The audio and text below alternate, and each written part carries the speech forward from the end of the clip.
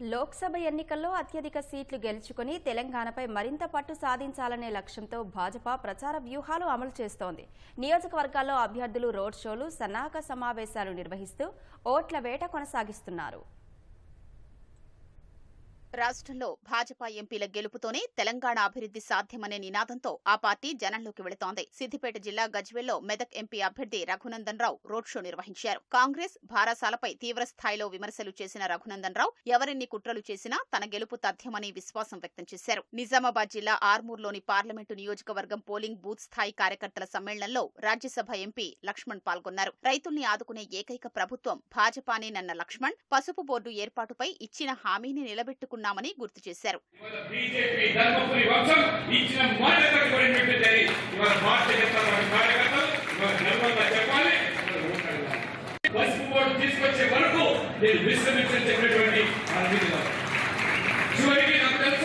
ఢిల్లీలో ప్రధానమంత్రి గారిని ఒప్పించి మెప్పించి హోంమంత్రి అమిత్ షా గారి ద్వారా ఏ రకంగా మంత్రులందరూ కలిసి ఏ రకంగా పసుపు బోర్డు నిజామాబాద్ లో పసుపు రైతులకు ఇక్కడ అవసరమని చెప్పి చివరికి ప్రధానమంత్రి ద్వారా ఈ నిజామాబాద్ లో ప్రకటింపజేశారంటే ఏ రకంగా ఇవాళ ఇచ్చిన మాటలు కట్టుబడిన వ్యక్తిగా ఇవాళ అరవింద్ గారు మళ్ళీ రెండోసారి పోటీ చేస్తున్నారు. కాబట్టి ఇవాళ రైతాంగం అంతా కూడా ఇవాళ అన్నపూర్ణగా పిలువబడినటువంటి నిజామాబాద్, విజయనగరం తెలంగాణ ఒక ధాన్య బండారంగా పిలువబడిన నిజామాబాద్ లో ఇవాళ పసుపు రైతులు, వరి రైతులు లేదా ఇవాళ చెరుకు రైతులు మీ ఇక్కట్లు ఈ రకంగా పరిష్కారానికి దోహదపడినటువంటి వ్యక్తిగా అరవింద్ గారు మళ్ళీ వస్తాము.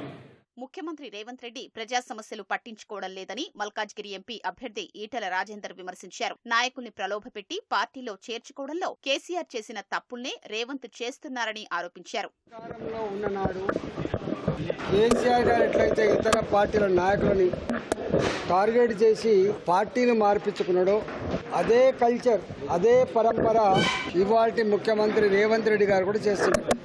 ఇతర పార్టీలలో ఉన్న నాయకులని ప్రలోభ పెట్టడం, వెలగట్టడం, వాళ్ళకైనా పనులు పెండింగ్ ఉంటే, బిల్లులు పెండింగ్ ఉన్నా లేదా పనులు కావాలన్నా లేదా ఇతరత్ర అవసరం ఉన్నప్పటికీ కూడా వాళ్ళకు గుర్తు చేయడం, వాళ్ళని ప్రెషర్ పెట్టడం, తీసుకుపోవడం ఈ మధ్య కాలంలో ఎక్కువ కొనసాగుతుంది. రేవంత్ రెడ్డి గారు ముఖ్యమంత్రిగా పంటలు ఎండిపోకుండా చూస్తాడని, కరెంటు మంచి క్వాలిటీ ఇస్తాడని, తెలంగాణ అభివృద్ధిలో భాగం పంచుకోవడం భావిస్తే ఆనాడు ప్రగతి భవన్ లో కూర్చున్న కేసీఆర్ ఫక్తు రాజకీయాల గురించి ఎట్లా ఆలోచించిందో ఇవాళ రేవంత్ రెడ్డి గారు కూడా ఫక్తు రాజకీయాల గురించి ఆలోచిస్తున్నారు తప్ప ప్రజల గురించి మాత్రం పట్టించుకోవట్లేదు.